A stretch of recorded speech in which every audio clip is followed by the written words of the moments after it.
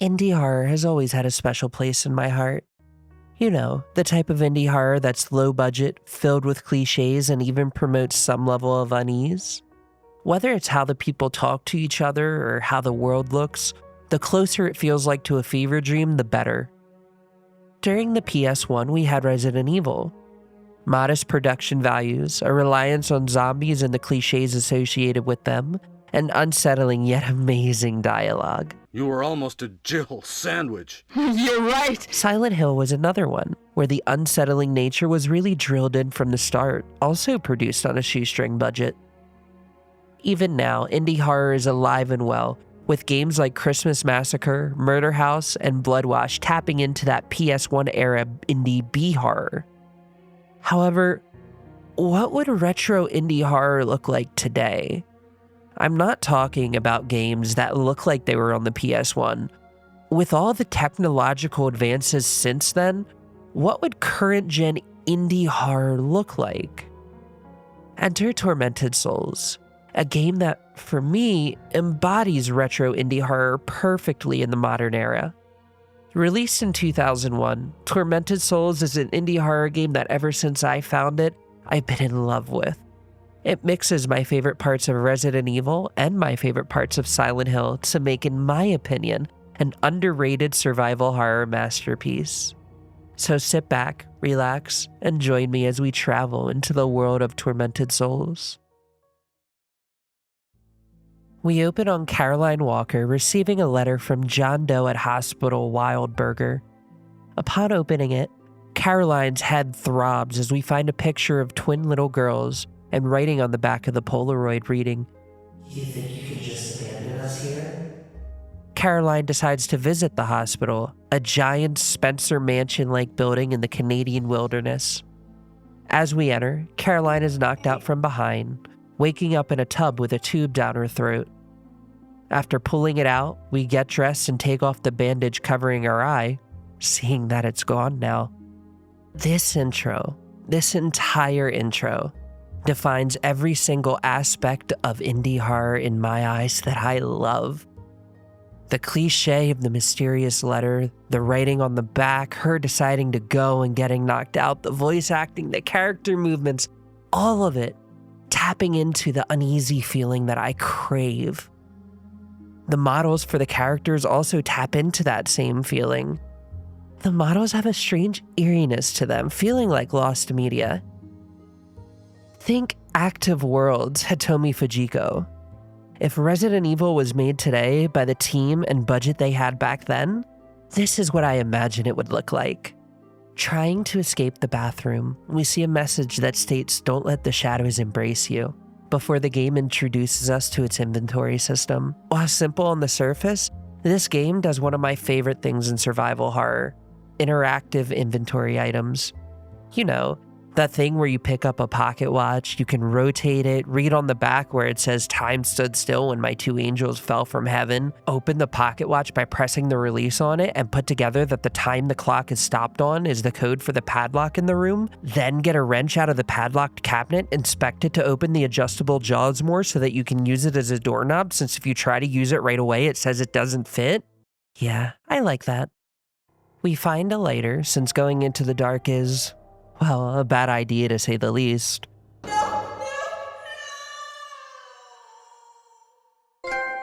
And head downstairs to try to find a generator.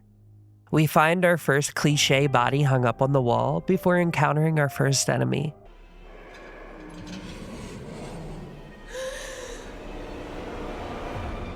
Shambling towards us is what can only be described as half of a man with no face, fused to a wheelchair with Wolverine claws. I do like what Tormented Souls does here.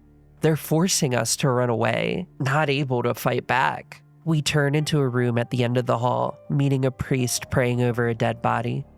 Apparently, it's good to see us again, even though we've never met him before. He tells us that all the patients have been transferred to the new hospital, and the mansion we're in is more or less abandoned. He says something is hiding in the shadows before telling us to turn on the generator. Before leaving, he gives us a nail gun. Why does he have a nail gun? Who knows? However, it would have been useful about 5 seconds ago.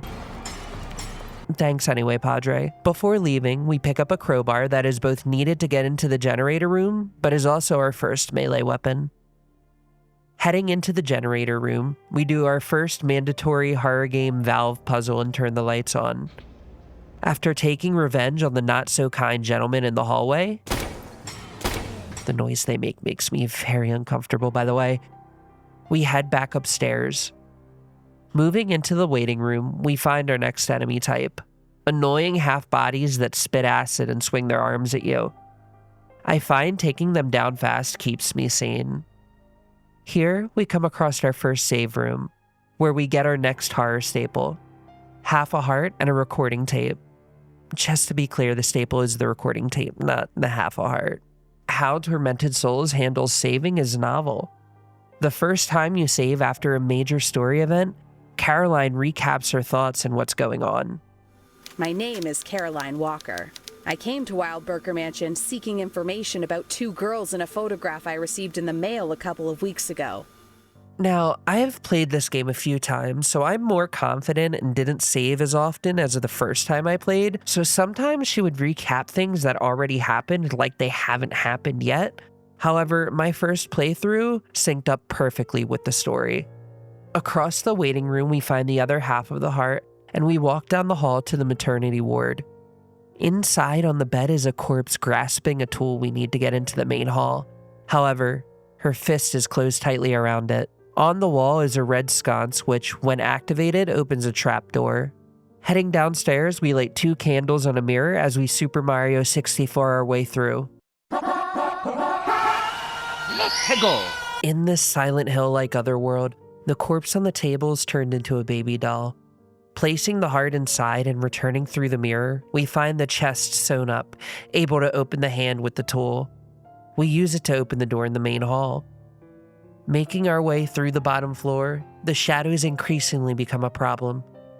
Caroline can't hold the lighter and nail gun at the same time, so the only way she can fight is when there's light. However, new areas may be unlit, the darkness as well as the terrifying shuffling noises in it causing the player to hurriedly rush towards the lamp to light it. Finding a stethoscope, a door knocker, and the first part of our mandatory horror game shotgun, we listen to the heartbeat of the statue to figure out the knocker code for the door to get into the library. In there, we find a photo of the twins, seeing their names are Anna and Emma, as a message tells us they're being prepped for surgery. Moving into the dining room, we find the father eating soup and being relatively calm about finding a screw in it as he tells us about the operating room in the West Wing. Don't you see, child? I am eating some soup. Oh my, what is this doing in my soup? Using the screw to get into the aforementioned West Wing, we use the cart outside the elevator to hold the door open so we can bring the screw up, unlocking the rest of the area. We enter a viewing room, seeing the priest standing there as on the other side of the window a figure holding a torch marches around a body on a table. He tells us the island used to be inhabited by a tribe and about the rituals they would perform. We get the other half of the shotgun and mimic the figure in the operating room, causing the body to rise and chase us. After emptying a few of the newly found shotgun shells into him, we put him down for good, a scalpel lying on the table. Going back to the priest, he recommends we head to the morgue. At this point, it's clear he's there to guide us through the hospital, making sure that at no point the player is wandering around without knowing where to go. Tormented Souls isn't an exceedingly hard game. The enemies only take a few shots, the puzzles aren't that hard, and the game makes sure to keep you moving forward. It makes it so the game's pace is really well done, always feeling a sense of progression that lets you get lost in the game. It invokes that feeling of, let me do this one more thing before bed, and before you realize it, you've been playing for 3 hours. Using the scalpel on a rope holding the hatch shut, we climb down to the other half of the basement. Dark and claustrophobic, we make our way to the morgue through the boiler room. However, to get where we need to go, we have to turn the power off, causing us to backtrack to the generator to shut it down. After shutting off the live wires in the water and turning the power back on, because you won't catch me running around this hospital in the dark longer than I need to, we arrive at the morgue. After unlocking the shortcut to the meeting room upstairs and the morgue coming alive, we moved the fridge to reveal the experiment room. After poking a statue in the neck, a hidden passage opens to a dungeon where we find a VHS tape. Putting the VHS tape into the projector in the meeting room, we're transported into the tape just like when we walk through the mirror, seeing an earlier version of the experiment room. After another puzzle involving the corpse statue, we go back into the dungeon where we find one of the twins in a cell. She says she was brought there by big men in suits and locked in there. We put the acid that we found on the lock and tell her to wait for the acid to work. Meanwhile, we talk to her about the photo that was mailed, which aggravates her. Even though we got the picture a few weeks ago, she says it was taken yesterday. Returning to the experiment room in the current time, we grab a key. After combining it with the dial we found earlier, we're able to open some previously locked doors. With these doors open, we're able to get an empty battery, a blood bag, an empty mold, and the chapel VHS tape. The key we get isn't just a key, it's a puzzle. Rather than just giving you access to a different part of the mansion like one of the keys in Resident Evil, each door has a different riddle, showing us what shape should be on what part of the key. We head to the locked part of the surgery wing, where we find the priest with his arm cut off. After walking into the other world, solving a puzzle based around monkeys, and stapling an arm on a mannequin, we return to the priest. Surprise, he's all patched up. He tells us that the twins' father William is in the mansion and should be in his office as he gives us a flashlight, making it so we can finally fight in the dark. In my opinion, this came at the perfect time. Far enough into the game that it didn't feel like the lighter was underbaked. We also get the electric lance, a stronger melee weapon that uses batteries. We head to the warehouse to both find the floppy disk and rewrite it. This is one of my favorite puzzles. It shows off the interactive inventory system really well, making us interact with the magnetic tape cover to figure out what the code is, as well as turning off the write protection on the disk. We first arrive in the bedroom, where we find a record. In the next room, we encounter a flying monstrosity before it charges us. From now on, it stalks us, randomly appearing in rooms and unable to be killed, only stunned. In the office, we find William sitting at his desk, dead. After grabbing a can of WD-40 and heading to the maternity ward, we head through the big iron door in the alternate reality, entering the hellish newborn room. Battling our way through the wheelchair and flying monstrosities, we walk through the mirror on the other side. This puts us back in the mansion, where after solving the mandatory survival horror grandfather clock puzzle that you need to use all the paintings for in the room, we carefully time grabbing a jade eye. We take it back to the office where it opens a music box that we used the record we found earlier for. This causes one of the bookshelves to open up, exposing a hidden ladder. Arriving in the pumping room, we grab an ID card. To get to the next part of the game, we need to find 3 items to open the lock. We already have one down by finding the ID card, so we head into the chapel VHS tape. In it, we place the dead car battery on a charger and put the blood into a mold before putting it in the freezer. This charges the car battery, allowing us to get to the top part of the library where a metal disc waits for us and freezes the blood, creating the amazingly named Frozen Blood Medallion. Using all 3 of the items under the stairs, we gain access to a crypt. Moving through it, we gain access to the sewers, where after draining the water, we see a vault with a lock requiring retina recognition on both sides and a TV dial. Further in the sewers, we find where one of the girls might have been hiding as we walk through another mirror. This mirror is different, however. It doesn't transport us to a hellish landscape. It takes us to Caroline's room where we find our diary. After using the TV dial and diary like a safe in combination in one of the most confusing puzzles that I've ever done, we get a pendant. The safe in the other room is now open as well, allowing us to combine both parts. Placing the pendant in the wall in the children's bedroom unlocks a hidden room, a music box inside. This brings back Caroline's memories. Caroline is actually Emma, having escaped when she was younger. Vowing to find her sister, we take a hook being held in the room. After using the VHS tape we found in the office, it brings us back to the beginning of the hospital, where we use the scalpel to extract our own eye. I do enjoy how this ties into the beginning of the game, answering one of the game's mysteries in a very unexpected way.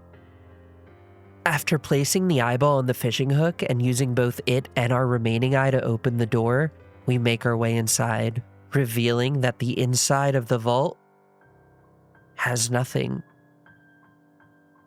Caroline, distraught, cries on the floor as the priest walks past, pushing in some bricks and opening a secret passage. Caroline remembers him. This is Grandfather Noah, and through both his words and the notes we've been collecting, we're finally able to piece together the entire story. The native tribe to the area believed that twins held majestic powers and that sacrificing them would bring balance and justice to the world. Bertram Wildberger, Caroline's grandfather and William's dad, started the Pollock sect with Noah joining after. Their goal, to continue the work of the tribe and bring back the god to balance the world. William grows up and marries Maria, Noah's daughter, Bertram experimenting on her to try to force her to give birth to twins. After multiple failed experiments, she finally does, giving birth to Anna and Emma. One night, the children are kidnapped from their beds and readied for a sacrificial ritual. Maria and a remorseful Bertram saving them. The radiation from doing so makes Maria sick, leading to William to begin experimenting on patients to try to find a cure. As the twins escape, Emma falls off the bridge into the river, Anna being captured and kept in the cell in the experiment room. In her diary entries, Anna recalls Caroline's acid working, a cute little detail that a lot of other games wouldn't include, before she was caught once more, being locked in a room in the sewers. Caroline and Anna having dreams of each other. After learning she's alive, Noah sends a picture of the twins to Caroline, gambling on her coming. His gamble pays off, William finding her wandering around the mansion. Not knowing who she is, he knocks her out, putting her on a ventilator in the tub. William's been hard at work, and he finally finds what he thinks is a cure for the radiation poisoning from the sacred placenta kept down in the basement. In fact, one of the final tests is going to be on Caroline after she wakes up. But as we know, that didn't quite go to plan. And once Noah finds out that he found a cure, Noah kills him to tie up a loose end. We follow Noah down into the bunker entrance, using the padlock we've had since the beginning of the game to fix the mechanism opening the door. A nice touch in my opinion, as we head into the bunker, bringing us to the final act of the game. Moving through the bunker, we grab a gas can and valve covers to be able to route gas through pipes to fill the can. While finding these, we fight both abominations and giant men in radiation suits, part of the Pollock sect. These were the people who tried to sacrifice Caroline and Anna when they were kids, led by Noah. And I thought my family was dysfunctional. After filling a generator with gas to drain the water flooding the lower levels of the bunker, we enter the preparation room. Here, we find Grandfather Noah attaching the flying monster to a metal cross. That flying monster is Anna, poisoned by radiation.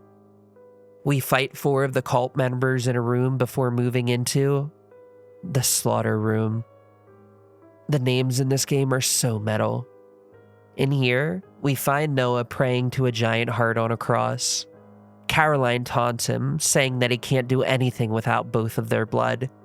However, he cuts his own hand, filling the altars in front of him. The heart bursts, revealing the monstrous savior as the final fight begins. The final fight is mostly a puzzle fight, having us shoot the savior to open up tentacles around 3 control panels. Controversial take, but I enjoy gimmick fights like this in fixed camera survival horror games. Bullet drain final bosses can sometimes be overtuned, leading to a frustrating final memory of the game.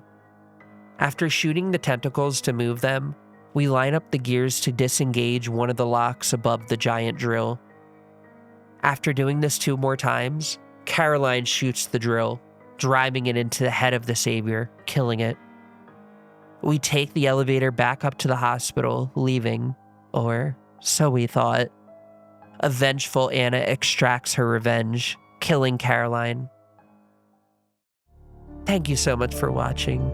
I'm always grateful for the support. This is a survival horror game. Of course there's multiple endings. That one is the remorse ending, the bad one. You see, earlier in the crypt, a path to our right warns not to go this way, with a crucified body and even a sign saying that we can't save. We then enter through the door, and all the room name says is you should not have entered here. This door brings us to my favorite puzzle in the game.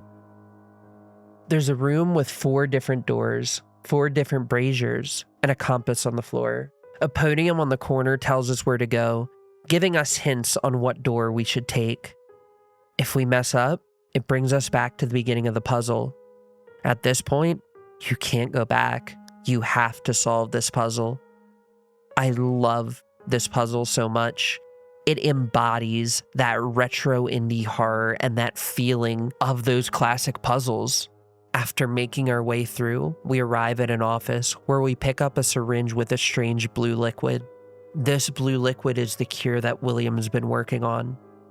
If we save Anna by injecting her with the blue syringe, she turns back to her normal self before dying in Caroline's arms. If we do this and leave, we get the forgetfulness ending, where Caroline laments that she couldn't save her sister. If only there was something more she could have done. Wait, what if there is? By saving Anna and taking the bolt cutters that were behind her, we can head back into the experiment room VHS, cutting the chain to free Anna, leaving with her in the adoption ending. This, of course, is the good ending and the canonical one. Anna, I'm aware that my actions were wrong. Once you find out the truth, I hope you can forgive me. Anna. Tormented Souls is more than just a love letter to survival horror. It's a summary of survival horror greats. The combat and exploration of Resident Evil 1, the ever-unraveling story with religious and cult themes of Silent Hill 1 and 3, along with the rusted and decayed Otherworld, the fear of the dark from Amnesia, the chest-mounted flashlight from Silent Hill 2, the ever-persistent threat of Anna mirroring Mr. X. Hell, you could mistake the main hall for the RPD. I mean, just look at the introduction to it.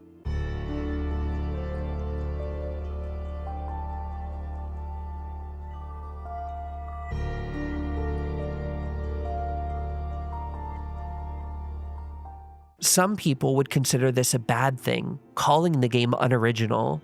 However, it takes a lot of thought and love to make all of these mechanics and ideas cohesively mesh together without feeling out of place.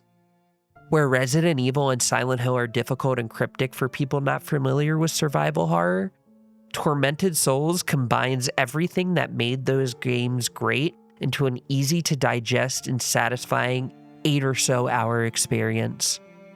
However, like retro survival horror, the game can be beat in less than 3 hours, a speedrunning achievement even tied to that. My only issue with Tormented Souls is that survival horror enjoyers, the game is a bit too easy. I never felt in any danger, always having plenty of healing and ammo even after fighting almost every enemy I came across. Since there's no difficulty selection, there's no way of changing this. This barely hampered my enjoyment of the game, however, every other aspect shining through. If you want to introduce a friend to classic survival horror, this is the game to do it. If you are a resident of survival horror, Tormented Souls is a wonderful tribute to the history of survival horror, reminding us what made it great while providing its own notch on that historical belt.